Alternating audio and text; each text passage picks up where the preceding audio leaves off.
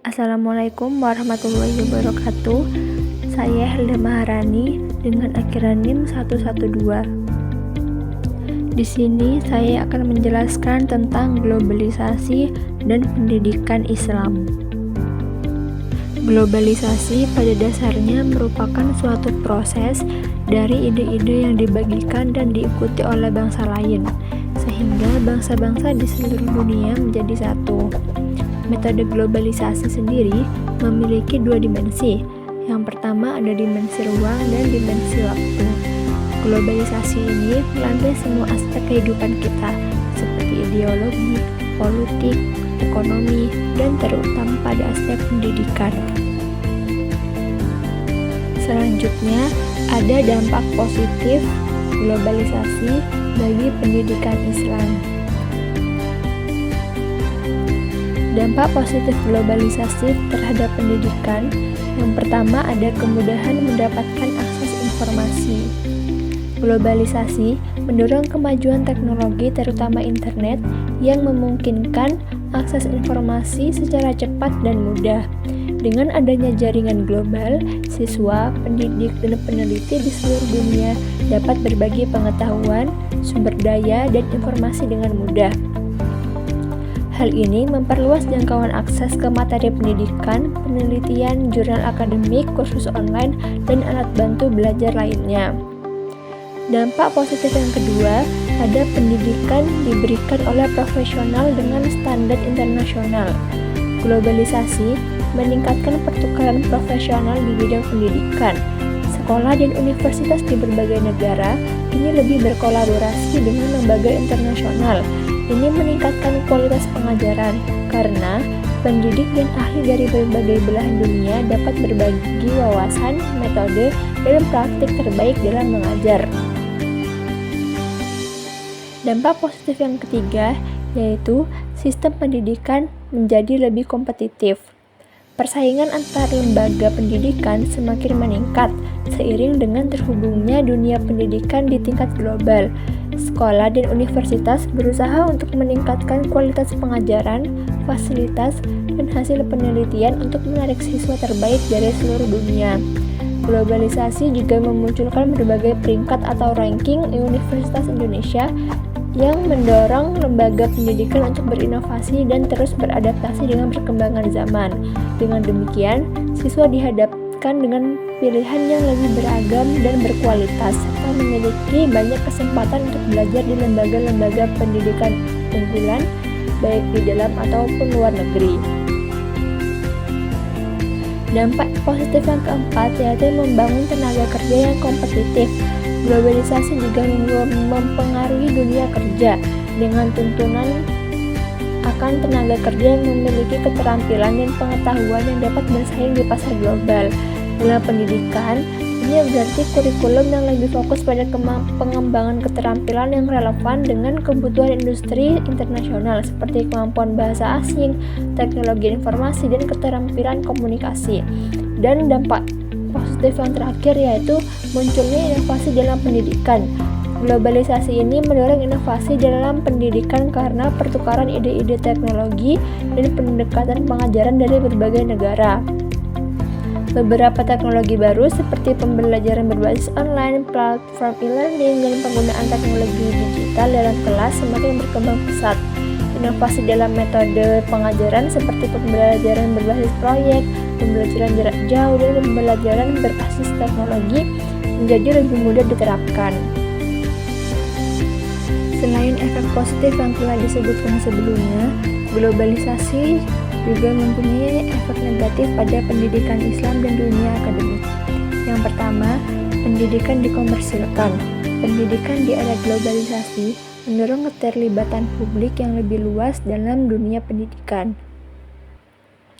Yang kedua, ada efek yang muncul dari internet ke dalam dunia nyata. Efek ini semakin nampak. Contohnya pada kesehatan fisik yang setelah itu menyebabkan kesalahan yang dirasa terlalu dini seperti penyakit mata, bentuk tubuh, dan sebagainya, serta penyakit mental. Sementara anak-anak menjadi lebih introvert. Mereka mungkin menjadi lebih sedih, marah, dan tertutup. Yang selanjutnya ada kehancuran budaya lokal dan kedatangan budaya asing. Karena kemudahan teknologi modern mempengaruhi budaya juga. Kultur barat yang dibawa oleh kemajuan teknologi, mulai cara hidup, gaya berpakaian, dan penampilan, kebebasan berbicara, dan kebebasan budaya lokal tergerus karena tindakan. Dan yang terakhir ada ketergantungan. Ini adalah jenis ketergantungan yang dimaksud, yaitu menimbulkan banyak masalah, seperti ketergantungan pada teknologi. Menurutnya, terlalu bergantung pada dunia luar, ketergantungan pada gaya hidup kontemporer, serta ketergantungan sikap tidak bisa karena kemajuan budaya asing. Selain menjadi mandiri, serba instan dan cepat, telah muncul kecenderungan untuk mengkonsumsi terhadap produk yang berasal dari produk luar. Dalam menciptakan generasi masa depan yang siap untuk mengatur dunia global yang penuh dengan tantangan ini, madrasah adalah salah satu elemen yang dapat dijadikan referensi utama. Selain itu, pendidikan Islam secara umum bertujuan untuk menciptakan manusia yang sempurna sesuai dengan Al-Quran dan Sunnah. Pendidikan Islam merupakan pendidikan yang didasarkan pada agama Islam atau sistem pendidikan yang dianut oleh Islam. Pendidikan Islam dipahami dan dikembangkan dari ajaran dan nilai dasar yang terkandung dalam Al-Quran dan hadis. Dengan demikian, pendidikan Islam dapat berfungsi sebagai pemikiran dan teori pendidikan yang menjadi pedoman bagi manusia dan dibangun dari Al-Quran serta hadis. Tantangan madrasah dalam globalisasi. Yang pertama ada kecepatan berkembangnya teknologi dan perangkat, terutama teknologi informasi dan komunikasi. Globalisasi membawa dampak besar dalam hal kemajuan teknologi, terutama di bidang teknologi informasi dan komunikasi atau TIK. Teknologi digital yang berkembang pesat seperti internet, media sosial, dan perangkat pintar telah mengubah cara orang belajar, berkomunikasi, dan mengakses informasi.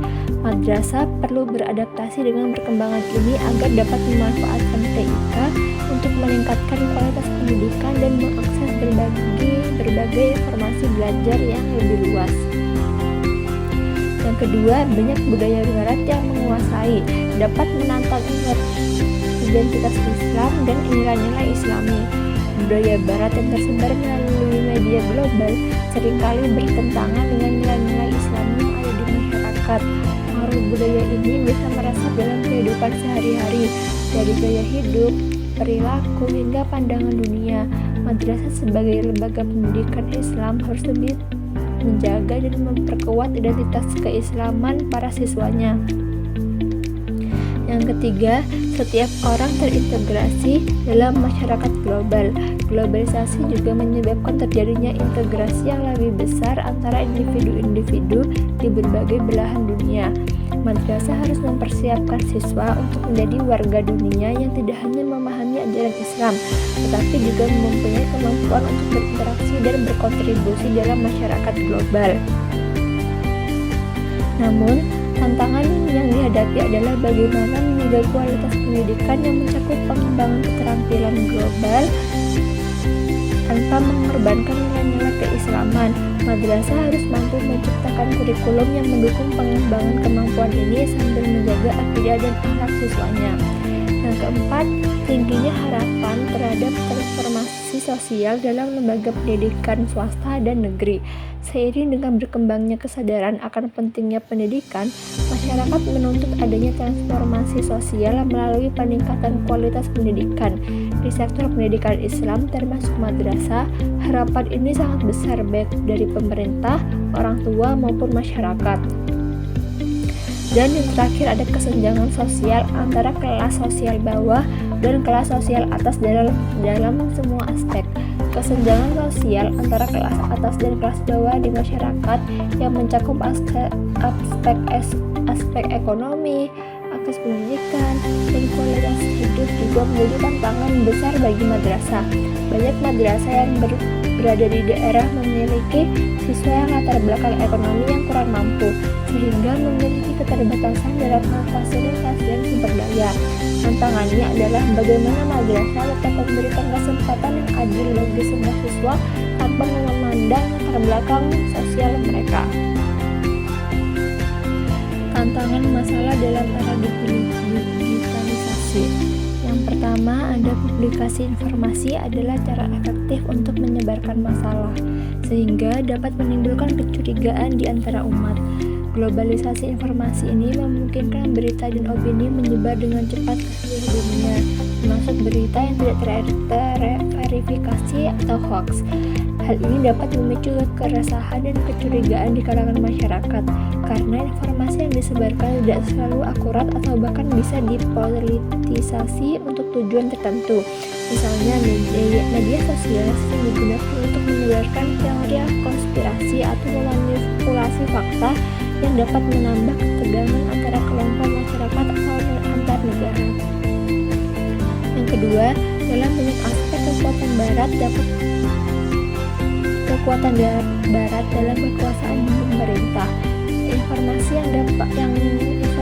yang mengarah pada ideologi seperti pragmatisme, kapitalisme, dan sekularisme.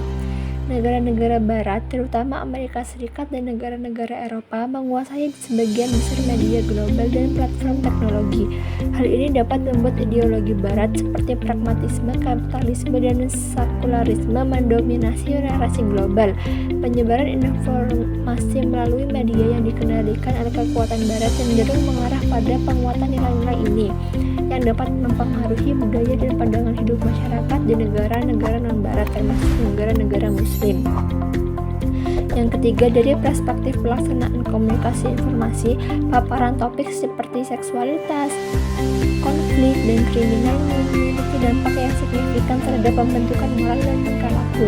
Globalisasi informasi membawa topik-topik sensitif seperti seksualitas, kekerasan, dan kriminalitas ke ruang publik. Media massa, internet, dan platform sosial sering menampilkan konten ini tanpa memperhatikan dampaknya terhadap pembentukan moral masyarakat. Pembahasan tentang seksualitas misalnya bisa mempengaruhi persepsi anak muda mengenai norma-norma sosial, terutama jika mereka terpapar pada pandangan yang bertentangan dengan ajaran agama atau budaya mereka. Dan yang terakhir, ada kekurangan sumber daya Muslim yang menyebabkan impor produk teknologi barat dalam banyak kasus. Banyak negara-negara Muslim, khususnya yang sedang berkembang, masih mengandalkan produk teknologi dari negara barat. Hal ini memperburuk ketergantungan ekonomi dan politik terhadap negara-negara penghasil teknologi tersebut. Ketergantungan ini juga bisa menimbulkan kesenjangan teknologi, di mana negara-negara Muslim mungkin tertinggal dalam pengembangan teknologi informasi, software, dan inovasi digital. Peran madrasah dalam menghadapi era digitalisasi. Yang pertama, madrasah harus dengan sungguh-sungguh atau terencana meningkatkan daya saing mereka untuk menjadi layak bersaing dengan pergaulan global. Yang kedua, mengingat luasnya lapangan kerja di era pasar bebas, sekolah atau madrasah juga harus menawarkan berbagai jurusan. Yang ketiga, peningkatan infrastruktur teknologi. Pastikan madrasah memiliki akses internet yang stabil untuk mendukung pembelajaran berbasis digital. Madrasah juga harus menyediakan perangkat seperti komputer, tablet, atau proyektor untuk mendukung proses pembelajaran, serta mengembangkan atau memanfaatkan platform e-learning untuk pembelajaran daring. Yang keempat, madrasah juga harus mempertahankan jati dirinya dan memiliki nilai-nilai dasar. Dan yang terakhir, madrasah dapat bertanggung jawab atas jaminan kualitasnya, dan evaluasi juga harus dilakukan secara teratur dan berkelanjutan.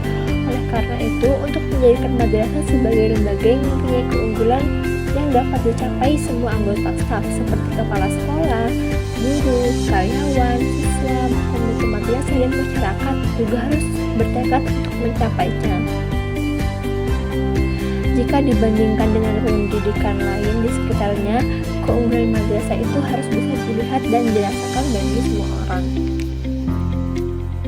Kesimpulannya, globalisasi ini membawa perubahan besar dalam berbagai aspek kehidupan, termasuk pendidikan Islam. Pendidikan Islam ini tidak dapat terlepas dari pengaruh globalisasi yang menawarkan tantangan dan peluang. Tantangan tersebut meliputi masuknya nilai-nilai yang bertentangan dengan prinsip Islam. Sedangkan peluangnya adalah kemajuan teknologi yang dapat dimanfaatkan untuk meningkatkan efektivitas dalam pembelajaran. Dalam konteks ini, pendidikan Islam harus mampu memadukan nilai-nilai keislaman dengan tuntunan modernitas tanpa kehilangan jati dirinya. Madrasah sebagai institusi pendidikan Islam formal juga memiliki peran strategis dalam merespon era digitalisasi. Dengan memanfaatkan teknologi digital, madrasah dapat memperluas akses pendidikan, meningkatkan kualitas pembelajaran, dan membentuk generasi yang tidak hanya kompeten secara intelektual, tetapi juga memiliki karakter moral dan kekuatan Islam. Digitalisasi ini memungkinkan penyerapan metode pembelajaran inovatif seperti e-learning, penggunaan platform daring, dan integrasi kurikulum berbasis teknologi. Mungkin cukup sekian yang saya dapat sampaikan tentang globalisasi dan pendidikan Islam. Apabila salah kata, mohon maaf. Wassalamualaikum warahmatullahi wabarakatuh.